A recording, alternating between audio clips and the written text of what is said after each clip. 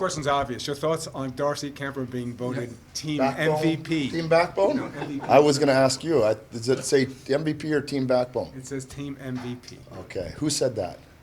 It was Voted on voted. that? By who? I voted. He voted. The The media. media. Okay, good. Good choice. No problem. That was not me to vote on or me to decide, but you guys did. I think that's really fair. I can't argue with that at all. So, good choice. What should we expect in terms Put of that to bed now? Are we done with that? Okay. what should we expect in terms of lineup changes tonight? Taylor Ward is going to play his first NHL game.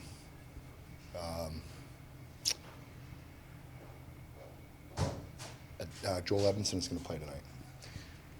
And then still waiting on a couple other things.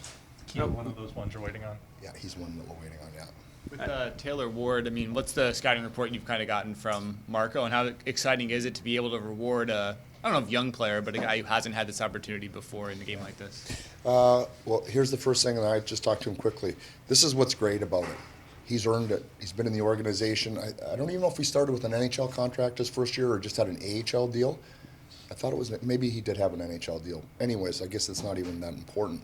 He just made his way through, made a real impression on us this year in preseason, and went down. And of course, Sammy and Leasy stayed ahead of him. They got their games, went down, and he's continued to just get better. So it's one of the ones that you're so happy for a guy who's nothing given to him, earned, and here he is.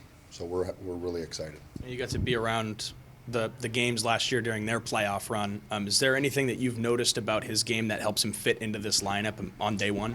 I think him and Sammy and Leasy were really strong in the Ontario's run in the playoffs last year. So put him with Sammy for that reason. There's some familiarity there, and he's just one of those guys. He just gives you an honest effort. So you're not looking for flash and dash. Honest effort, good shot, physical, strong, right shot. So there's lots of things to like about him. Does starting Monday affect who you might put in tonight because there's a 3-day gap between here and starting Monday? No, but we did talk about that. It's the extra day, but no, in the end it had no effect.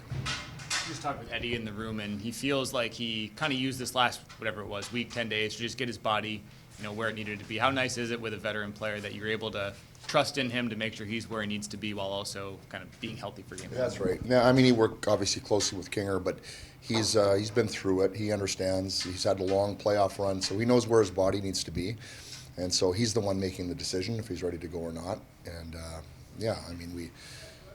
it's always good for a player if he can get back and have the game. That's the obvious thing, but you got to make sure that you're in good shape to do that. So we would have took it either way, but he says he's ready. So, Coach, now that you have schedule as to when you're playing, have you guys started to kind of prepare what you're going to do for the next few days and what you want to address? Yeah. Then we went through that a little bit this morning already, so we touched that up, and obviously we've known we're playing Edmonton for some time. So, we laid the foundation, and tomorrow we'll come in and iron it out. It is one extra day, so it's not like it's an extra 3 days. We had a plan if we were starting Sunday. So, all good, and I think the familiarity really does help both teams.